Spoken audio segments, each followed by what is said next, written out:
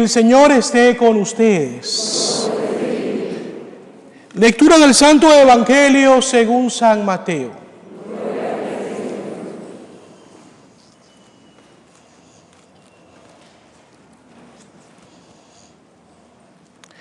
En aquel tiempo Jesús dijo a sus discípulos: ustedes son la sal de la tierra.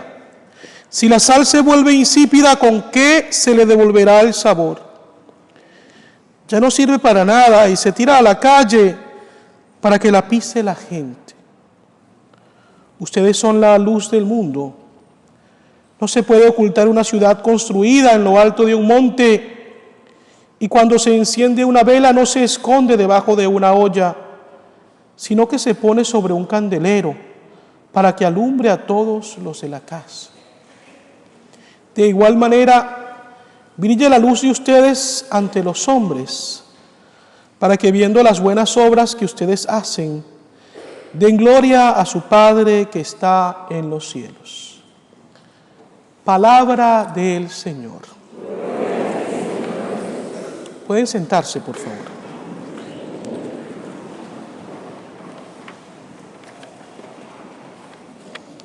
La primera lectura que hemos escuchado está tomada del libro del profeta Isaías. Y es un apelo urgente que el Señor nos hace por medio de su palabra para que podamos practicar la misericordia. Dice el texto de Isaías: comparte tu pan con el hambriento, abre tu casa al pobre sin techo, viste al desnudo y no des la espalda a tu propio hermano. Ante estas palabras, queridos hermanos y hermanas, no podemos ser indiferentes. Es un apelo que nos debe llevar a tomar acción concreta y ver entonces qué podemos hacer para ayudar a tantas personas que están en una situación compleja de hambre, de dolor, de desesperación. Desde niño escuchaba con frecuencia una frase que es la siguiente: ¿cuánto hay para eso? Esa frase en Venezuela comúnmente se decía cuando una persona acudía a otra para pedirle un favor. Y esta persona, estando en la posibilidad de hacerlo, le decía: ok, voy a ayudarte, pero ¿qué me das a cambio? ¿Qué beneficio puedo sacar yo de lo que voy a hacer? Por lo tanto, entonces, ya no era una acción de generosidad, de ayuda fraterna, sino que se convertía en un acto de interés. Se convertía, pues, en un intercambio de servicios. ¿Cuántos de nosotros, queridos hermanos y hermanas, actuamos consciente o inconscientemente de esta manera y nos justificamos? Como sacerdote me cuido muchísimo de recibir favores de las personas. Y la razón por la cual me cuido bastante de esto es porque en algunas ocasiones hay personas que tal vez quieren ayudarle a uno o a la iglesia de manera desinteresada, de manera generosa. Pero pueden existir también personas que quieran ayudar teniendo pues un propósito de fondo.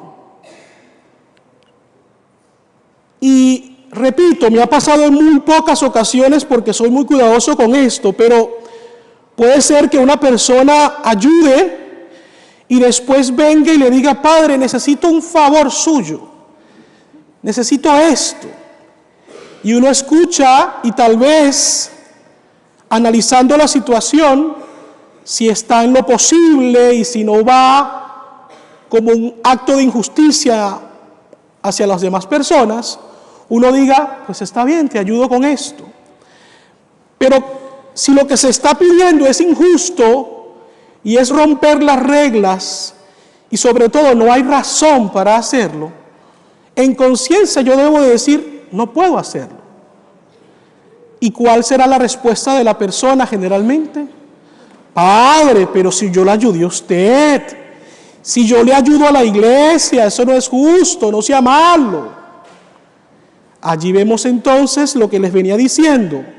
No fue un gesto de amor desinteresado, fue una táctica, una estrategia para poder tener después la forma de exigir que el favor me sea pagado.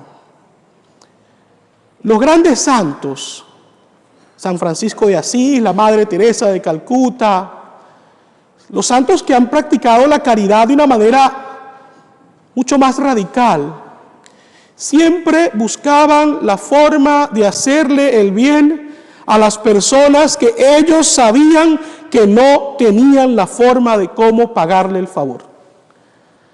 Y esto lo hacían precisamente para liberarse de cualquier deseo posterior a querer entonces cobrar lo que habían hecho. Esto es, queridos hermanos y hermanas, lo que la palabra de Dios nos pide hoy. Antes de la misa yo hablaba con el padre Miguel Sepúlveda, que es el nuevo párroco de esta iglesia, y meditábamos un poco de qué podemos hacer, qué hemos venido haciendo, pero qué podemos hacer para generar en las personas de nuestra comunidad ese deseo de ayuda desinteresada. Porque Miami es una ciudad de inmigrantes, no solamente aquellos que llegaron hace ya varias décadas, es una ciudad actualmente de inmigrantes y lo será por mucho tiempo. Hay tanta necesidad. Yo he escuchado el testimonio de personas que dicen, padre, es que no sé qué hacer, porque lo poco que tengo me sirve o para pagar la renta o para darle de comer a mi familia. Si pago la renta, los dejo sin comer. Si les doy de comer, nos quedamos en la calle. ¿Qué hago? Y lo más triste, queridos hermanos y hermanas, es cuando nosotros hacemos como en la parábola del buen samaritano, el sacerdote y el levita que pasaron de largo y no se quisieron comprometer con la situación. Esto es triste, porque muchas veces lo hacemos y es algo por lo cual debemos pedir perdón a Dios. Ojalá que esta lectura hoy nos haga reflexionar. Estamos al inicio del año.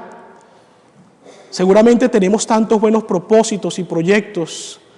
Ojalá que entre todos estos buenos propósitos podamos incluir en nuestra lista el propósito de hacer más caridad con los demás, de ser más misericordiosos.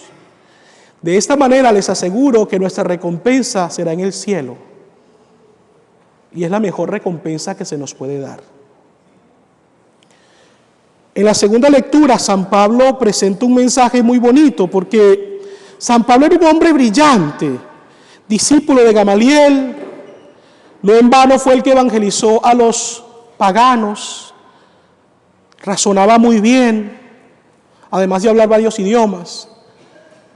Pero San Pablo es consciente que lo que convierte los corazones de la gente no es su talento en sí, es el mensaje que él lleva.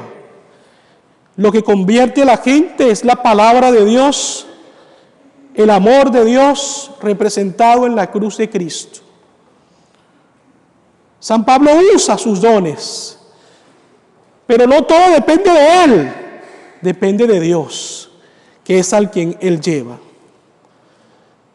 Y esto, queridos hermanos y hermanas, tiene que hacernos sentir humildad al momento de evangelizar a las personas y llevarles el mensaje de la buena nueva. Porque al fin de cuentas, lo que importa no es lo que yo digo, sino lo que Dios dice por medio de mí. Cuando estuve en Roma, una de las experiencias más fascinantes para mí fue que yo comencé estudiando teología, leyendo libros de autores que después, al llegar a Roma, fueron mis profesores. Entonces comencé leyendo libros de ellos, pero luego los escuchaba a ellos. Y esto era especial. Pero me di cuenta de algo. La gran mayoría de ellos, así como escribía, enseñaba verbalmente. Pero alguno que otro escribía muy bien, pero al momento de enseñar verbalmente no eran tan buenos. Son dones, son talentos que Dios da. El Papa Francisco, a mi modo de ver, tiene ese don de expresar con palabras sencillas un mensaje tan profundo sobre el amor de Dios. Fíjense, cuando él estaba recién electo Papa, el primer Angelus que él dio, él mencionó algo sobre el evangelio de la mujer adúltera, la mujer pecadora. Y una de las palabras que el Papa dijo fue lo siguiente. Él dijo: Dios nunca se cansa de perdonarnos, somos nosotros los que nos cansamos de pedirle perdón a Dios.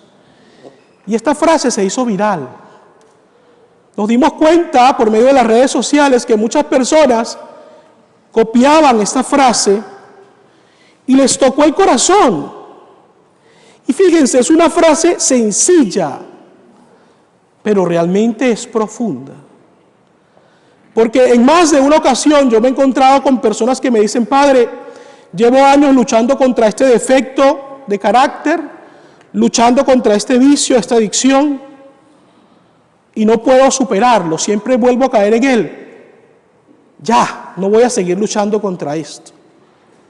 Es allí donde la frase del Papa cobra sentido. Dios nunca se cansa de perdonarnos, somos nosotros los que nos cansamos de pedirle perdón a Él. Y esto es triste. No podemos cometer ese error. Pidamos por el Papa, para que Dios le siga dando ese don de poder expresar con palabras sencillas un mensaje tan profundo de amor y de misericordia. Escuchemos y leamos lo que el Papa nos dice, porque es un hombre inspirado por Dios. Pero yo quisiera hacer aquí una acotación. Cuando hablo de escuchar y de leer lo que el Papa dice, es bueno que nos vamos a las fuentes. La página web del Vaticano es buenísima, la Oficina de Información del Vaticano es buenísima, actualizan constantemente la información. Hay también agencias de noticias como Asiprensa, Cenit, que son páginas católicas que se van a las fuentes.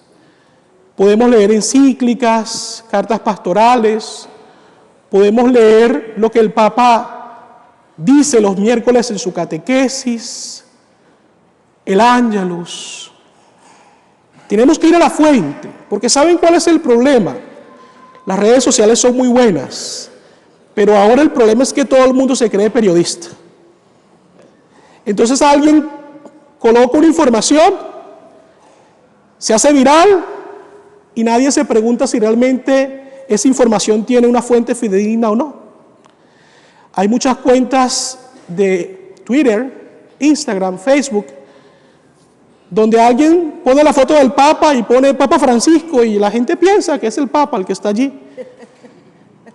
No estoy diciendo que las personas tengan mala intención, creo que algunos lo hacen de manera bien intencionada, pero hay que aclarar ese tema, porque ¿qué pasa? Que en ocasiones la gente comienza a decir y a pensar cosas que el Papa supuestamente ha dicho y no ha dicho. Entonces al pobrecito lo metemos en tremendos líos, porque es que el Papa dijo, muestre la fuente. Vuelvo a repetir, creo que tenemos que conocer bien lo que nuestra iglesia nos enseña, no solamente por el magisterio, sino por la tradición y la palabra. Pero tenemos que ser bien cautelosos al momento de recibir informaciones para poder transmitirlas de manera correcta. Llegamos al Evangelio, y el Evangelio es bien interesante porque en él se nos presenta a Jesús, que nos invita a ser sal de la tierra y luz del mundo. La sal es utilizada comúnmente para darle sabor a la comida. Y esta es una imagen que nos puede servir mucho a nosotros, porque como cristianos estamos llamados a dar sabor a este mundo, a dar color a este mundo tan gris y tan desolado. No estoy aquí para hablar de mí, y cuando lo hago lo trato de hacer con mucha humildad, pero creo que en esta ocasión se puede utilizar algo que es un ejemplo sobre mi persona. Cuando las personas me conocen fuera del ámbito de la iglesia, fuera del ámbito de la misa, una de las cosas que siempre me dicen es: padre, usted saca un chiste de todo. Usted tiene un buen sentido del humor. Algunos me dicen: padre, usted tuvo que haber sido humorista y no sacerdote. Yo no sé si eso es algo bueno o algo malo, pero me lo dicen con cariño. Y yo les digo siempre a las personas que cuando yo inicié este caminar, yo le pedí a Dios dos cosas. Una de las cuales obviamente no me concedió, que es que no se me cayera el pelo. Mire, ya estoy quedando pelón. No, mentira. Eso no fue. Lo que le pedí a Dios, esas dos cosas fueron: Señor, ayúdame a conservar la alegría espiritual que necesito para servirte a ti y a los demás. Y ayúdame a conservar la juventud espiritual que me dé la fuerza para hacerlo siempre con mucha energía. Vamos a envejecer físicamente, eso es inevitable, aunque nos pongamos muchos botox o cualquier otro tipo de sustancia que salga por allí a lo largo de los años. Pero la alegría espiritual, la juventud espiritual es necesaria si realmente queremos evangelizar efectivamente a las personas. Y con humildad tengo que decirles que creo que Dios me lo ha concedido. Y por eso, en medio de las dificultades que uno enfrenta, enfermedades, problemas, situaciones, trato siempre de mantenerme perseverante en esto. Creo, queridos hermanos y hermanas, que de esta manera yo, muy simplemente, trato de darle sabor a este mundo. Y es algo que todos podemos hacer. Podemos darle sabor al mundo para hacer de este un lugar mejor para vivir. Otra función de la sal es preservar para que no se dañe la carne. Era muy utilizado en la antigüedad, la carne se salaba y no se podría. Hoy nosotros estamos llamados a ayudar a que nuestra sociedad no se pudra, a que nuestros corazones no se pudran con el pecado. Y esto no es una labor fácil, porque cuando uno predica la radicalidad del Evangelio, muchas veces eso causa incomodidad en las personas que quieren seguir viviendo en la oscuridad y en las tinieblas. Y somos atacados, porque se nos acusa de intransigentes, de anticuados, de inmisericordias. Pero Dios nos pide realmente predicar con valentía, sin temor a nada y buscando solamente ser fieles a Él, para poder salvar a este mundo de la corrupción del pecado. Por último, este llamado que nos hace la palabra de Dios a ser luz del mundo. A mí me gusta mucho la vigilia pascual por varios motivos, pero ustedes recordarán que una parte de la vigilia pascual prevé que todas las personas tengan una vela encendida, pero las luces de la iglesia están apagadas. Y es interesante ver cuando la iglesia está llena y cada uno tiene una velita, prácticamente no es necesario encender las luces, porque la velita de cada uno es suficiente para alumbrar el lugar. Muchas veces nosotros decimos: es que la luz mía es muy pequeña. Sí, es pequeña, pero es necesaria. Porque si tu luz se junta con las demás, podemos iluminar el mundo. Hace tiempo un amigo sacerdote vivió el retiro de Emaús. Y al final del retiro él dijo algo muy interesante cuando daba su testimonio. Él decía, si llenamos el mundo de Emaús, el mundo será diferente. Y eso lo puede decir cualquier persona que participe en cualquier grupo. Si llenamos al mundo de Dios, el mundo puede ser diferente. He hablado mucho hoy de las redes sociales y quiero terminar precisamente con un ejemplo sobre esto. Esta semana se hizo viral un video sobre un profesor, creo que de inglés, en una escuela primaria acá en los Estados Unidos. Este joven profesor ha decidido, seguramente tiene tiempo haciéndolo, saludar a sus alumnos cuando van a entrar al salón de clases de una manera personalizada. Entonces viene un estudiante y él le da la mano derecha, luego le da la mano izquierda, luego le toca la cabeza, el muchacho le hace así. Con el otro entonces pegan un salto, se pegan con los pies. Cada uno tiene un saludo personalizado. Yo me pregunto cuántos alumnos puede tener ese profesor y cómo hace para poder recordarse de todos los saludos. Y cuando le preguntaban por qué lo hace, él dice, porque yo quiero infundir en mis alumnos confianza y hacerlos sentir importante. A él no le pagan más o menos por hacer eso, pero él quiere dar el extra. Y fíjense, muchas veces nosotros pecamos de omisión porque si nos pagan por llegar hasta este límite llego, o incluso un poquito menos. Pero pasar de allí, no. Y eso se llama muchas veces pecado de omisión. Si algo yo quisiera que les pudiera quedar a ustedes de esta habilidad tan larga que les he dado, es lo siguiente. Preguntémonos hoy, ¿cómo estoy impactando yo positivamente la vida de las personas con las cuales comparto el día a día? ¿Cómo puedo yo realmente hacerlo de una manera eficaz? Esa fue la pregunta que se hizo la Madre Teresa, que se hicieron todos estos santos a los cuales hoy veneramos y vemos como inalcanzables.